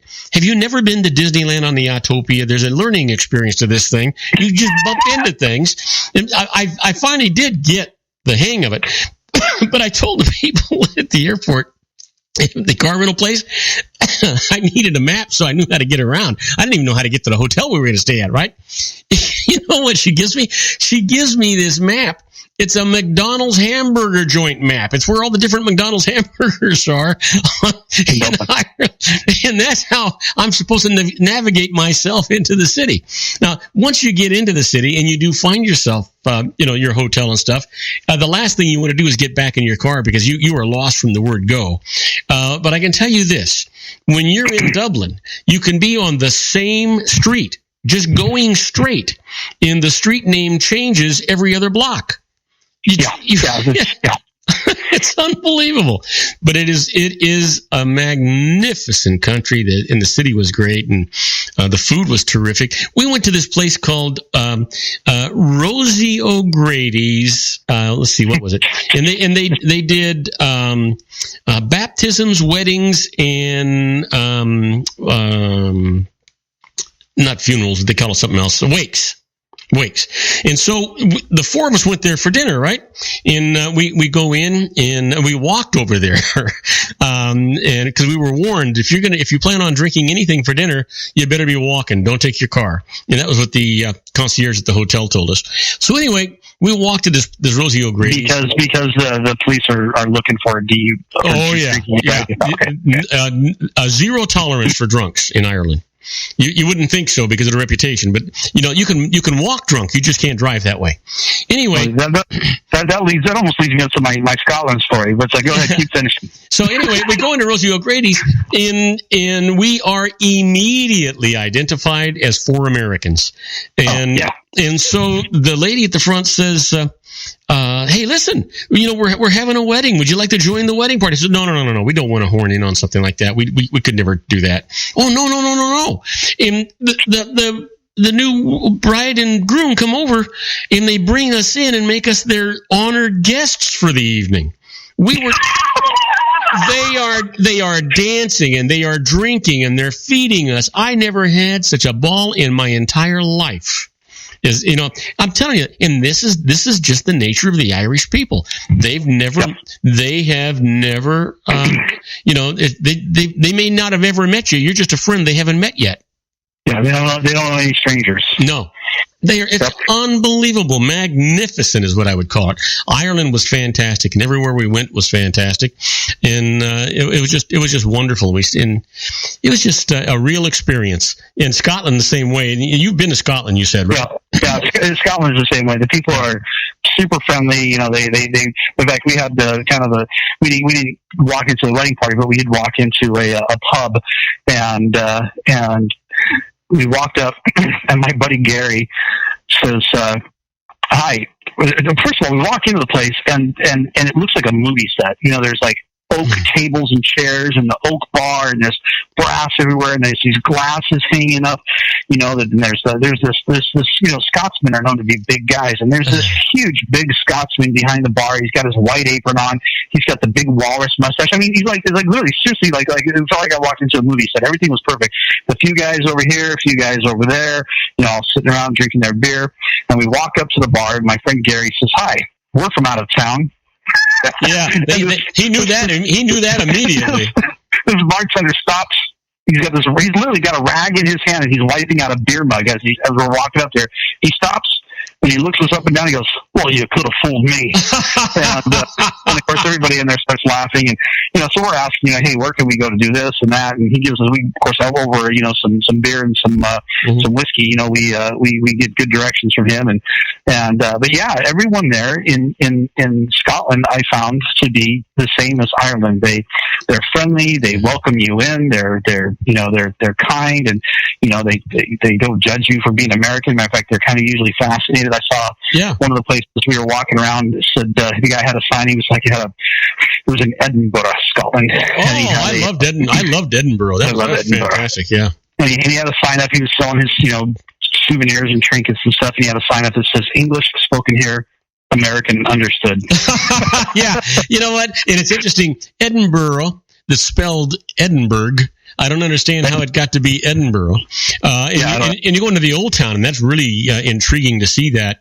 But, you know, the interesting thing, the very best food I had in Scotland, in Ireland, and in England was in pubs. Was in where? Pubs. Oh, in pubs, yeah. Yeah. I was thinking of a city name when you said, yes, pubs. Oh, my gosh, absolutely. The best fish and chips, best hot pie, best bangers and mash, whatever you're going to get, it's always in a pub. We walked into a pub one time, and we had the best bangers and mash. But when we walked in, there was a woman behind the bar, and she had a Great Dane that, I swear, when I walked in, at first I thought there was a horse behind the bar. This thing was so huge. It was the biggest dog I've ever seen. This Great Dane was massive, and we walked in. We said, "You probably don't worry about people assaulting you in here." She goes, "Nope." But we have. I remember, because I think the dog is what really triggers it, but I remember the bangers and mash there. Oh my gosh, they were off the charts. Yeah. And when and the meat pies and stuff, when you walk into a pub, the aroma is enough to drive you crazy. And the majority of people, I mean, they eat there, but they go there to drink. The eating is just so they can sober up. But boy, I'm going to tell you, the food is phenomenal. Yeah. Pub food in the United Kingdom, in England, in Scotland, I'm assuming Ireland, the same. It's just, it's like, why even go to a restaurant? Just go to a pub if you want good food. Yeah, Marlene and I went to some really, really fancy places, and in all of those countries, and in many other ones, in the best meals we had, were not the fancy places. It was at the pubs. Matter of fact, even the bistros in Paris and the sidewalk cafes, I like them better than the really fancy, 4 and 5 star restaurants in Paris. Those sidewalk cafes make just unbelievable food. Yeah, that's Southern Europe in general is like that. You know, Italy, Spain, France. You walk around, and that's my favorite thing. Is literally if I go on vacation, I'm happy to just go from cafe to cafe to cafe, and I don't need to go to. I've eaten, on the restaurant. I can't think of what it's called. The one that's on the middle of the Eiffel Tower. I've eaten there before. Yeah. The Jules Verne. Jules Verne. What's it? Yeah. And so I've eaten some great places, but I think the best meals I ever enjoy are usually in either small little hole in the wall places or just at a regular cafe, or like you said, a pub or something along those lines. Absolutely. It was just, it's a great experience. And what I generally will do if I go to a pub or I'll go to just about any restaurant except the really expensive ones, because I want to make sure I'm controlling the national debt that I'm going to get, because a lot of these places can really be expensive. But in the pubs, what I've learned to do now is I just never order. Whatever the waiter comes over, and I tell him, feed me. I just don't say anything else. Just feed me. However you eat it, that's how I want it. Whatever you think is the best today, that's what I want. I want you and the chef to decide what I'm going to have for my dinner. And I have never regretted that. Yeah, when you give the chef permission to make you something that he wants to make, it's always going to be awesome. And he's putting his heart into it. He's enjoying it. And it's never going to be on the menu. Yeah, absolutely. Hey, say, guess what? We're out of time. We're out of time. I can't believe this. God, this is... I just don't believe this. This was fun. Yeah. It's okay. There's a lot more parts of the world left that we can talk about, so we're good. Yeah, absolutely. Absolutely. This was terrific. So, and we even talked a little bit about healthcare. We did. I had some really cool, interesting healthcare stuff, but we'll talk about it Tuesday when we come back next week. All right. That sounds good. We'll continue our travel log, and we'll bring in the healthcare as well. Hey, Sean, have a fantastic weekend. Stay happy, stay safe, and make everybody around you glad that they finally got an opportunity to meet you. Same to you, Robert. I had a great time. Thanks again. All right, buddy. You take care. Now, for the rest of you folks, do not go away, because when we come back, we'll be doing the birthdays for the day. We'll be doing the secret daily teachings for your life, the Harvard Business Tip of the Day, and interesting but useless facts. You don't want to miss these things. You're going to love them. Don't go away, folks.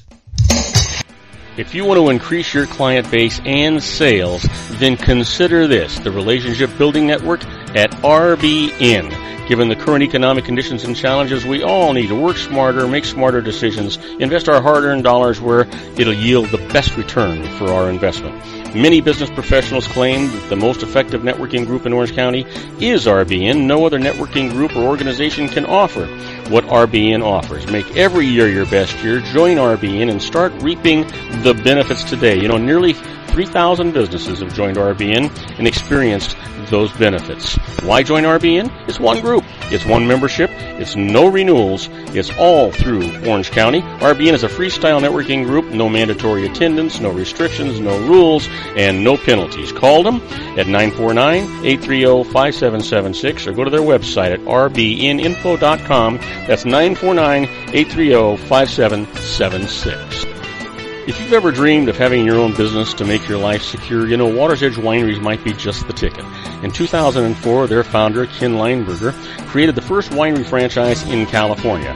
It was a new concept with all of the functionality of a traditional winery, but without the vineyards. They purchase high-quality grape must from one of the largest winemaking companies in the world. Then they craft each wine carefully and bottle it right at their location. The winery was built to satisfy consumer demand for wine by the bottle and by the glass, but still kept the element of allowing customers to bottle their own custom vintage. Now, they're opening urban wineries across the United States under the brand Water's Edge Wineries. If you've ever dreamed of owning your own winery, it may be in reach right now through Water's Edge Wineries. Just give them a call at 909-468-9463, extension 700. That's Water's Edge Wineries, 909-468-9463. Have you ever found yourself caught between a rock and a hard place? The law offices of Blomberg, Benson, and Garrett might be just the answer for you. The attorneys of Blomberg, Benson, and Garrett have been serving the Inland Empire since 1989. They're dedicated to the aggressive litigation of civil, criminal, and real estate matters. Over the years, they have recovered tens of millions of dollars for their clients. The firm's practice specializes in litigation of personal injury, accident, slip and fall, real estate, and criminal law cases. The firm provides clients with the care, accuracy, and dedication of experienced attorneys. Blomberg, Benson, and Garrett is located at 10300 4th Street, Suite 150 in Rancho Cucamonga, California. They've been providing the Inland Empire residents with outstanding legal services for over 25 years. They look forward to providing you with aggressive legal representation. Call them at 909-945-5000, where you can talk to a person, not a machine.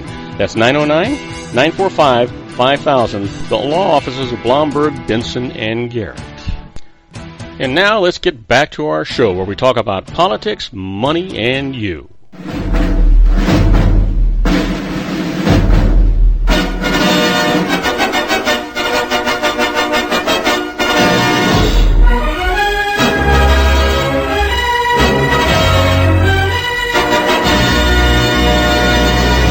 And I am Robert Cardoza. You're listening to Robert Cardoza live on the street at the intersection of business and politics. We're at 4:42 p.m. Pacific time. Currently 64 degrees here in the heart of the Inland Empire in sunny Southern California. It's on its way down to 47 degrees. It rained this morning, but it's nice and sunny and beautiful right now. You know what? If you're listening to us on our global network and you're in Sydney, Australia, well, I'll tell you what. It's 84 degrees with scattered clouds, and it's tomorrow about 22 minutes or 18 minutes to noon. And if you're listening to us in Auckland, New Zealand, it's 70 degrees with light rain there, and it's 1:43 p.m. in Auckland, 11:43 a.m. in Sydney, 1:43 p.m. in Auckland. Well, you know what today is, right? It is time for our Harvard Business Tip of the day, and the management tip today is negotiate with your boss and get what you want. That is, boy, this is, if you never listened to any of these tips, listen to this one.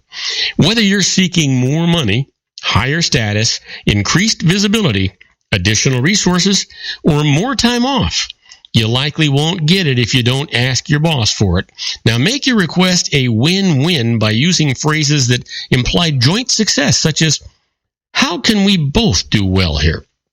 Then respond with what ifs. For example, if your boss says that you need more experience before you can advance, you might reply with an exact strategy.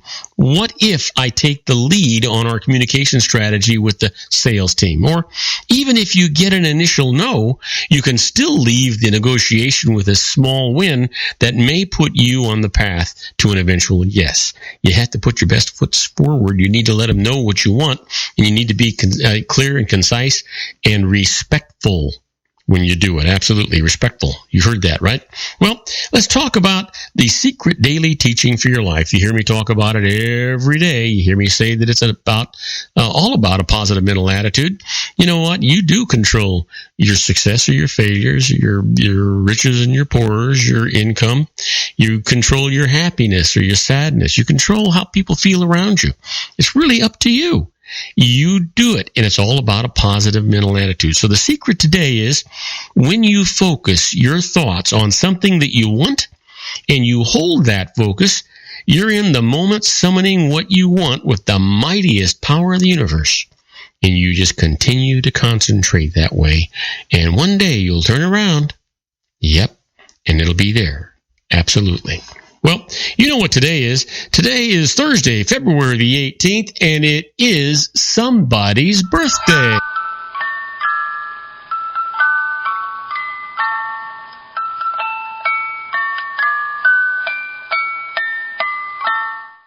We've got some great birthdays today for you. And you know what? Let's start off with this one.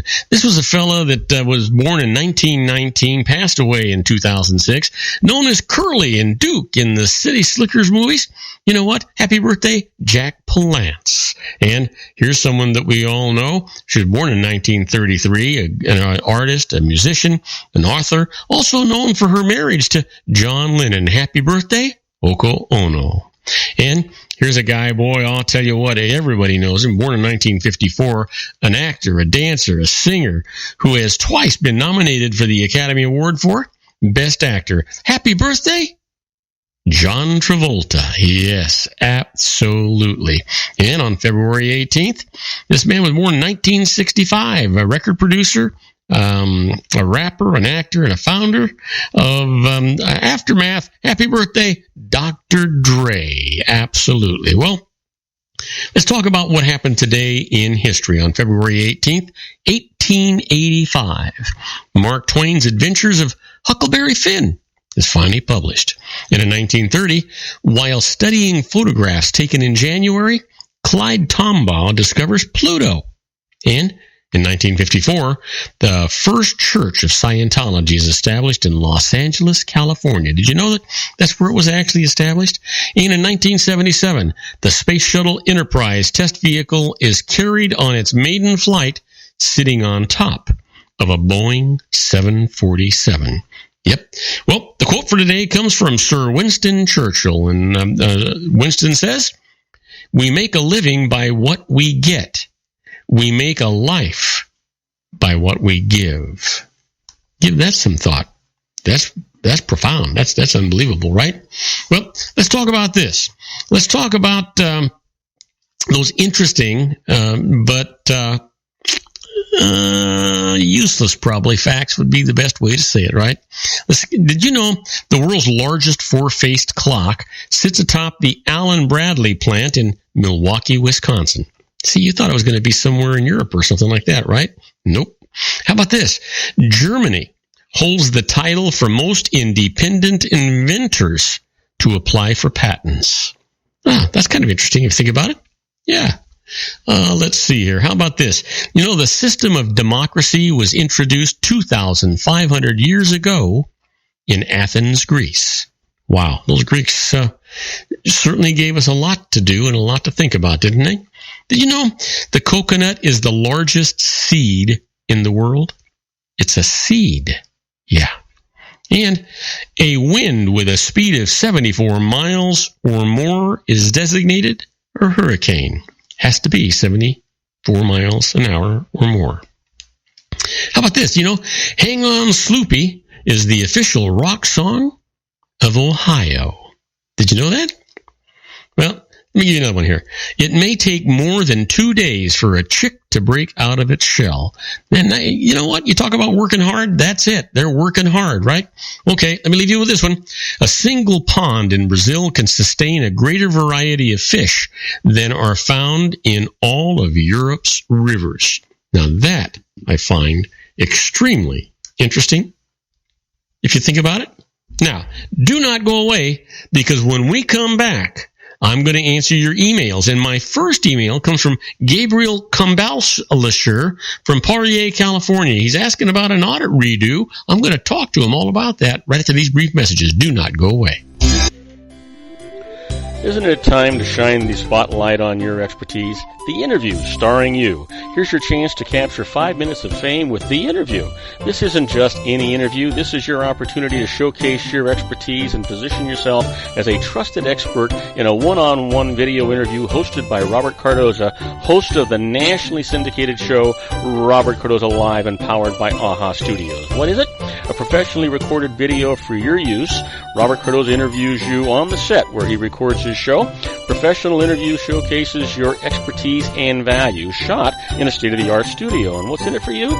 Gain credibility as an expert, earn the trust of your target market, educate in a way that intrigues your audience, gain a powerful marketing tool that offers dozens of uses, website, video sharing sites, social media, email, DVDs, direct mail, lobby video, resumes, profile building, all that kind of stuff. Association with the nationally syndicated celebrity. That's right. And let's talk about AHA Studios. AHA is a strategic marketing firm that leverages the powerful in visual persuasion to help your business create powerful messages that connect with your target market. AHA ventures way beyond strategy, delivering the marketing collateral you need to start driving a new business through your doors. AHA has a full-service, in-house, state-of-the-art production studio to bring your messages to life using video. Discover how to make The Interview work for you. Call 949-831-2222. That's 949-831-2222. AHA Image Studios, Incorporated. Dr. Stephen Tidwell, Gentle Family Dentistry in a caring, personalized environment. Here at Dr. Tidwell's office, we are dedicated to helping you keep your teeth healthy. We are a state-of-the-art dental practice that still believes in traditional values, such as excellent customer service and individual attention. We have a special welcoming offer for you for just $39, a complete exam, personal consultation, professional cleaning, and all necessary x-rays. That's a $266 value for $39. Dr. Tidwell has 2 convenient locations and experienced staff to provide you with professional care and personal attention that you deserve. Call today. Don't delay. A great smile another day. Call 909-944-7308. That's 909-944-7308 for Rancho Cucamonga or San Bernardino. Joel Saltzman is Dr. Wireless. He has turned his considerable expertise into consumer credit risk and wireless security into a highly specialized independent web-based consulting enterprise targeting consumer credit risk analysis and wireless transactional security and monitoring. He works as a wireless analyst, veteran independent agent, and consumer liaison for most wireless telecom carriers and equipment manufacturers. For more than 20 years, corporate and private clients and media audiences have counted on his unvarnished advice while weighing the technology, performance, and cost differences between Sprint, Nextel, AT&T, Verizon, and T-Mobile. Joel specializes in setting up mobile wireless hotspots to be used for disaster preparedness, business continuity, and mobile wireless merchant processing solutions. Call Dr. Wireless at 310-400-4900 or go to his webpage at drwireless.com. Again, call 310-400-4900 or his webpage at drwireless.com. You'll be glad you did. And now, back to our show. And I am Robert Cardoza. You're listening to Robert Cardoza live on the street at the intersection of business and politics. We're at 4:53 p.m. Pacific time. Currently 64 degrees here in the heart of the Inland Empire in sunny Southern California. It's on its way down to 47 degrees. Rained earlier today, but the sun is out and it's beautiful out there right now. And if you're listening to us at our on our global network and you're in Auckland, if you're in Hong Kong in China, it is 61 degrees and foggy right now. It's 8:53 a.m. tomorrow morning. And if you're in Lisbon, Portugal, it's 46 degrees and clear, but it's also 12:53 a.m. It's like, time for you to get a life and get to bed, right? But you know what? You're probably having a good time. Right now, it's time for us to get to these emails. That means we're down to the wire on the show. I want to remind you it's an entertainment section of the show, so we encourage you to always use a licensed professional because the information you send us sometimes can be just a little bit sketchy. These licensed professionals can always save you more money than they cost you. And one of the conditions of their licensing is that they have errors and omissions insurance. Same thing as malpractice insurance. But it does mean that if they make a mistake, they pay the piper, not you. And that means you don't have to worry about the doorbell ringing or registered mail or somebody tapping you on the shoulder. You're in good shape.